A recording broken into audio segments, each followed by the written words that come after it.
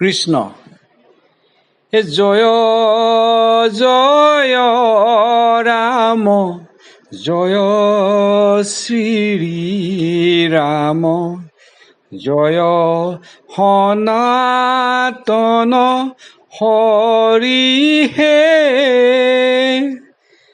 হৰি নাম ৰখে বৈকুণ্ঠ প্ৰকাশে প্ৰেম অমৃতৰ নদী হে শ্ৰীমন্ত শংকৰে পাৰ ভাঙি দিলে ব্ৰহে ব্ৰহ্মাণ্ডক ভেদি হে। মহাপুৰুষ শ্ৰীমন্ত শংকৰদেৱৰ সৃষ্টিৰাজিৰ ভিতৰত ভাওনা এটি অন্যতম সৃষ্টি। ভাওনাৰ প্ৰতি মোৰ দেউতা স্বৰ্গীয় মীনাকান্ত কোঁৱৰদেৱৰো অতি আগ্ৰহ আছিল আৰু কৰ্ণ অৰ্জুন আদিৰ ভাও লৈছিল। যোৱা 4-10-2023 তাৰিখে মোৰ কনিষ্ঠ ভাতৃ শ্ৰী হীৰেণ কোঁৱৰে তেওঁৰ পুত্ৰ শ্ৰী জয়ৰতন কোঁৱৰৰ হৈ কলিয়াবৰ মহকুমাৰ অন্তৰ্গত কুঠৰী বৰ নামঘৰৰ ব্যৱস্থাপনাত পদ্মলোচন শিল্পী সমাজৰ দ্বাৰা প্ৰদৰ্শিত নাট বিপ্ৰ দামোদৰ আখ্যান দন্তবক্ৰৰ মুক্তিলাভ ভাওনাভাগ আগবঢ়াইছিল। উক্ত দিনা এই অঞ্চলৰ ভকত বৈষ্ণৱ আই মাতৃ শিশুসকলৰ উপস্থিতিয়ে শোভাবৰ্ধন কৰে। আমি সঁচাকৈয়ে কুঠৰী বৰ নামঘৰ পৰিচালনা সমিতিৰ বিষয়ববীয়াসকলৰ আতিথ্যত আপ্লুত হ'লোঁ। 3-10-23 তাৰিখে বৰ আখৰা হোৱাৰ পিছত 4-10-23 তাৰিখে ৰাতিপুৱাৰ ভাগত নাম প্ৰসংগ অনুষ্ঠিত হয়। ভাওনা ভাগ আৰম্ভ হোৱাৰ আগে আগে ভাওনা ভাগৰ নাটখন আদৰি অনা হয় আৰু নামঘৰৰ মণিকূটত ৰখা হয়।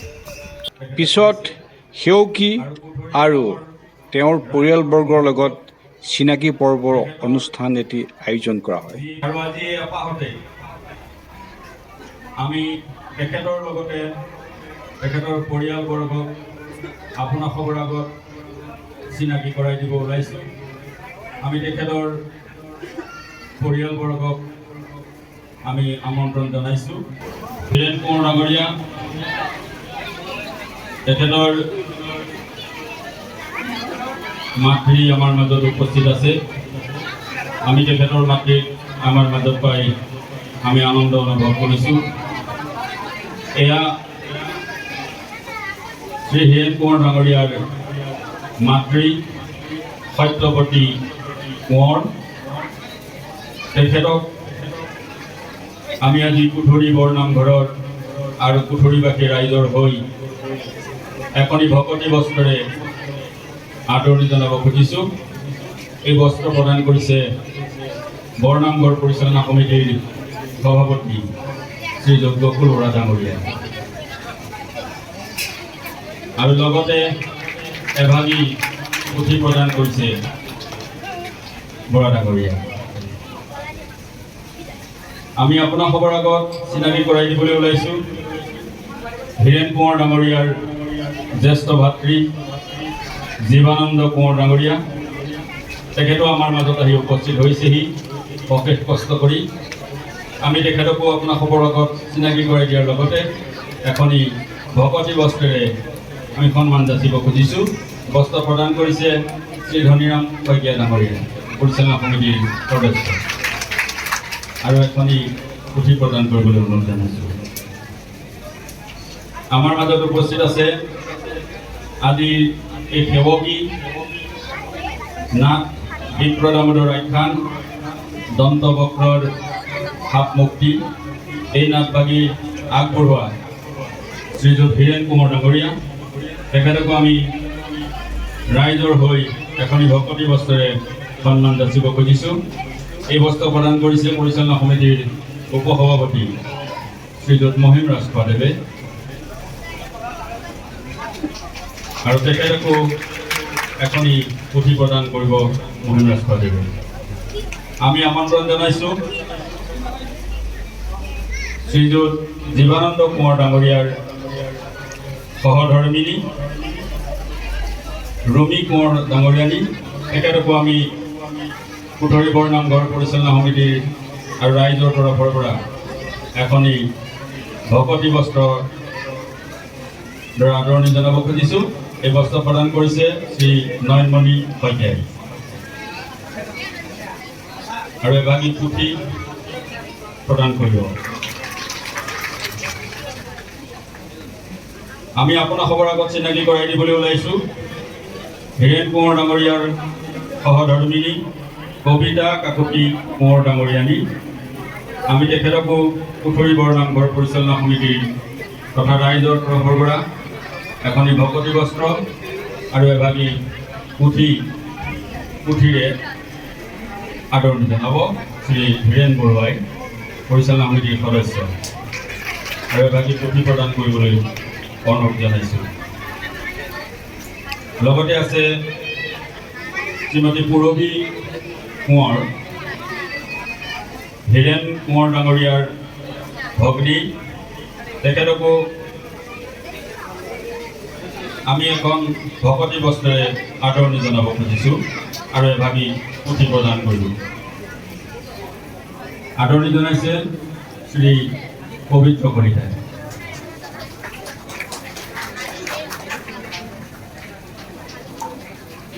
আৰু আজিৰ এই নামভাগ যিগৰাকী ব্যক্তিৰ হৈ শ্ৰীযুত হীৰেণ কোঁৱৰ ডাঙৰীয়াই আগবঢ়াইছিল, তেখেতৰ সুযোগ্য পুত্ৰ শ্ৰী জয়ৰতন কোঁৱৰ, আমি তেখেতক চিনাকি কৰাই দিছোঁ আৰু এটি ক্ষুদ্ৰ উপহাৰেৰে আমি শ্ৰী জয়ৰতন কোঁৱৰ ডাঙৰীয়াক আদৰণি জনাইছোঁ। আৰু আমাৰ মাজত উপস্থিত আছে সুমেধা কোঁৱৰ, হীৰেণ কোঁৱৰ ডাঙৰীয়াৰ যি, আমি তেওঁকো এটি উপহাৰেৰে আদৰণি জনাব খুজিছোঁ। আমাৰ চিনাকি আৰু আদৰণি পৰ্ব ইমানতে সমাপ্ত হৈছে। আমি পৰিয়ালৰ আটাই দিলোঁ পুনৰবাৰ আমাৰ আন্তৰিক কৃতজ্ঞতা আৰু ধন্যবাদ জ্ঞাপন কৰিছোঁ। মই ভাওনা ভাগৰ কিছু দৃশ্যাংশ আপোনা হ'বলৈ আগবঢ়ালোঁ। আপোনালোকে দৃশ্যাংশখিনি উপভোগ কৰি নিশ্চয় ভাল পাব।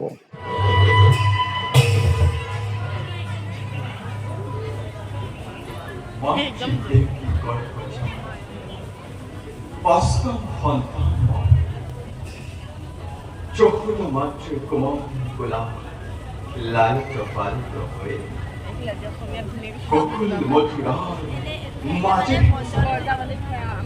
গোপীসকলক পাহৰি গলা।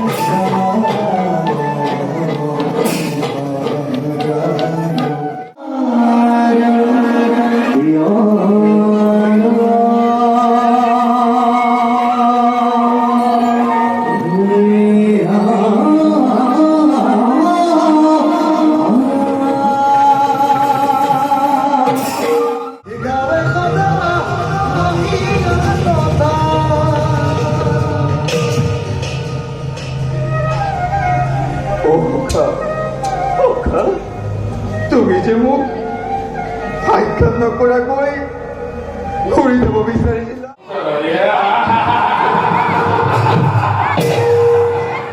প্ৰথমেই আক্ৰমণ কৰে স্বৰ্গ ৰাজ্য যত মনে আছে স্বৰ্গ অপেশ্বৰী ব্ৰহ্মা মেনকা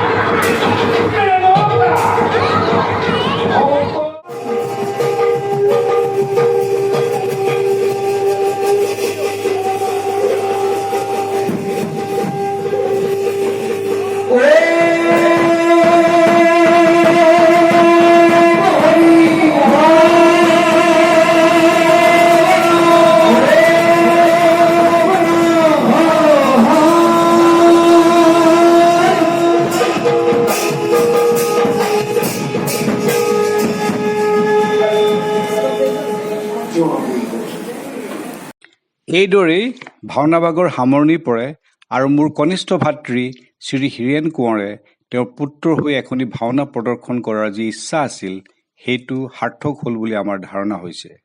এই ভাওনাভাগ বিপ্ৰদামোদৰ আখ্যান আৰু দন্তবক্ৰ মুক্তি লাভ নাটখন মঞ্চস্থ কৰাত সহায় সহযোগিতা আগবঢ়োৱাৰ বাবে কুঠৰী বৰনামঘৰ পৰিচালনা সমিতিৰ প্ৰতিজন বিষয়ববীয়া, সমূহ ভাৱৰীয়া বৃন্দ, দোহাৰৰ প্ৰতিজন সদস্য তথা ভকত বৈষ্ণৱ, যুৱক যুৱতী আৰু আই মাতৃসকললৈ আমি ধন্যবাদ জ্ঞাপন কৰিছোঁ। শেষত সেৱকীৰ পৰিয়ালবৰ্গই নামঘৰৰ মণিকূটৰ সন্মুখত আমাৰ পৰিয়ালৰ সকলোৰে তথা কুঠৰী অঞ্চলৰ সমূহ ৰাইজৰ মংগল কামনা কৰি ভগৱানৰ শ্ৰীচৰণত সেৱা লওঁ। ধন্যবাদ।